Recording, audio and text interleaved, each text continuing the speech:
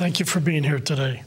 As you know, there was a recent ruling by federal judge Royce Lamberth banning government funding of embryonic stem cell research. Art, what does that really mean?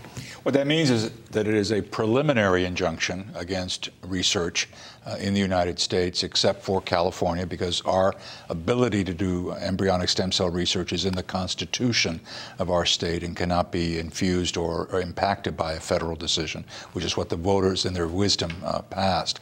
What this injunction then is that the Department of Justice now under the Obama administration is now agreed to appeal this injunction to the full appellate court in the District of Columbia.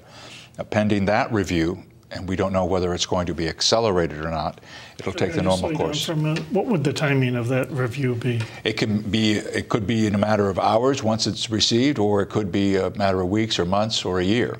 At that point, a decision will be made by the full appellate court in that District of Columbia, and then that, of course, could be appealed and probably will be to the United States Supreme Court, where you have a very similar kind of makeup as you would on the gay marriage issue, with a 5-4 decision, with probably Justice Kennedy, a Sacramento native, being the pivotal vote in that decision.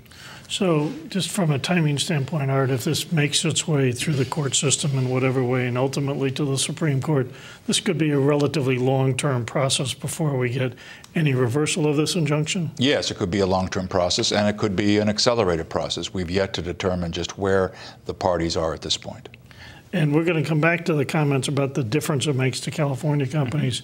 Is there any editorial you'd like to do about the ruling? That was a ruling pretty clear and kind of black and white, and it was basically no funding for embryonic stem cells? It was pretty shocking that this judge would go beyond what George Bush had prohibited, and clearly very shocking in terms of reversing himself on the standing issue, which he had originally opined during the first phase of this lawsuit.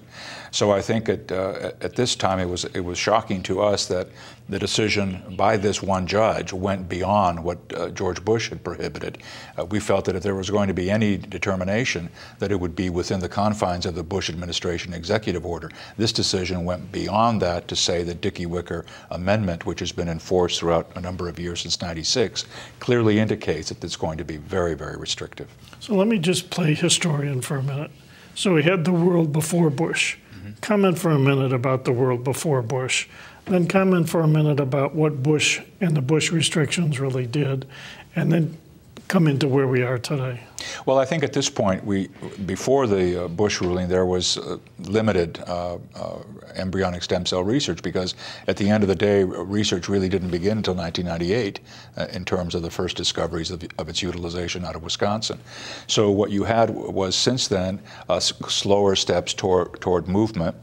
The Bush administration came in and restricted any research beyond the first embryonic stem cell research, and then thereafter, of course, the Congress tried to intervene. So the Bush administration basically said, for these 63 lines, you can go ahead and continue it, but for any new lines, you can't. Correct.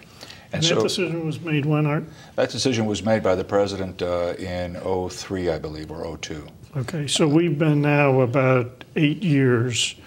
But when Obama came in, he said he lifted that order and allowed that research to continue. Essentially unrestricted research. Essentially unrestricted. But all the while since '04, well, really since '05, '06, it's when the courts finally determined that we were okay in California, because there was numerous lawsuits by the pro-life movement and other anti-abortion groups against the initiative's constitutionality. That was affirmed by the Supreme Court here in California, and then we were allowed to proceed with research in the state. Just for the benefit of everybody else for a minute, when was the California proposition passed? It was passed in November of 2004, with over 7 million Californians voting in favor of it. And then it cleared all the legal hurdles in roughly the first 3 years? It took about a year and a half. So we were kind of fully operational in California by '06. Which is remarkable, what we've achieved so far in a very